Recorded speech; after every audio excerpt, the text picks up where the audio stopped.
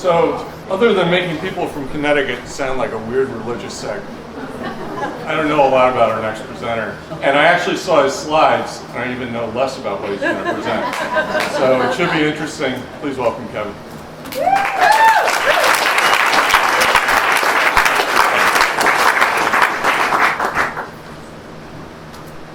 Okay, so this C is a senator in the United States Alphabet Congress, and this past winter he introduced a bill, which I followed in the news, to change the role of C in American spelling, that all words with a ch sound would be spelled with a C or a double C, and the name of the letter would be changed to chi. So Senators K and S liked this idea, they supported it, and they said to have true individuality, you would have to give up all of the K and S work. And so he agreed. So all words with k sound would be spelled with just a K, and sound just be spelled with an S, like celery. So emboldened by this, K and S say, and we need all the X work too. And so any X that has the KS sound, of course, should be spelled with an X. So she agrees to this, and they bring it to the floor of the Senate to get some feedback.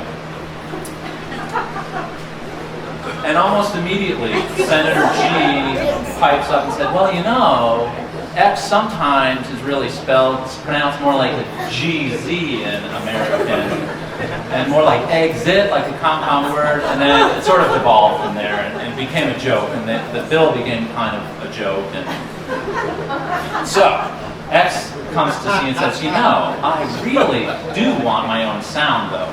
And I've noticed that in Chinese transliteration, often I perform an SH sound. So I want to change my name to Esh, and wherever there's an SH, it'll be pronounced sh, it'll be spelled with an X. So K and S realize that they're going to have to give up something if they're going to have any kind of credence. So S says, yeah, fine, you can have the SH work. And K says, okay, I'll give up all my silent K work. And that kind of then turns into this idea, well, really all silent consonants should probably go because, well, they're not doing anything. Q and his staff are in a total panic. They know, right? They know that K is going to team up with W and they're going to come gunning for him. And they're going to go the way of win, which is like this runic letter disappeared in Middle English. Oh, they're all free. Okay, so they go to D, and they say, D. You know, in American pronunciation, a lot of T's are actually pronounced like D's, like in metal and sweater and water and bottle. D's like, yeah, I don't know if I want to be part of this. What do you think, G? And she's like, yeah, I think you should go for it, even though he doesn't really know her. So, the labiodental fricative initiative. F and V are labiodental fricatives. Voiced and unvoiced, respectively, or conversely. And that's basically the F and V sounds. And they want to have all of that work for themselves, so no more PH or GH, and, well, of will be spelled with a V now. So, Q's staff comes up with this fabulous idea. Let's actually reintroduce the letter win in the upper left, and this old letter, which was replaced by two U's in Middle English times, and that way, W won't be able to team up with K. Well, it's just another bad idea. So the phonetic symbol schwa decides to start lobbying. It wants a part in this. Schwa is sort of the I sound in pencil, or the A sound in above, but it's pretty much laughed off. Nobody is buying, and it goes nowhere. Okay, Q has another great idea. Somebody in the staff says, oh yeah, what about the South African language of Xhosa? Because Q is the sound. So words like you see here, Mambile, will be ready. Okay, so there's a J amendment, of course, for all of the just sounds, so like individual and residual, anything that has a just sound but it's not spelled with a J.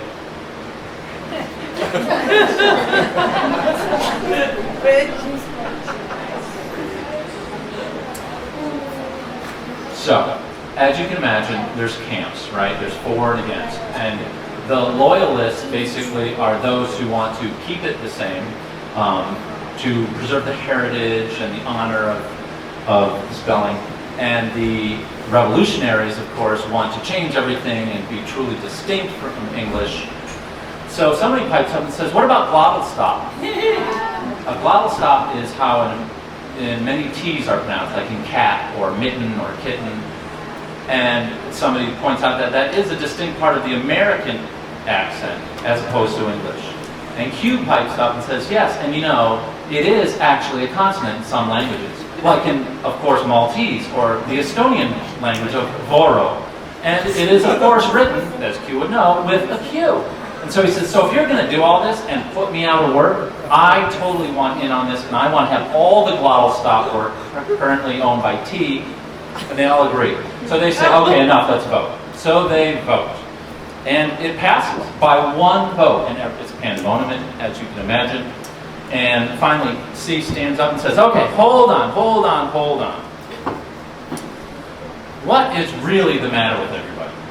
English is a messy language, and you've known this all along. You're acting like this is something new.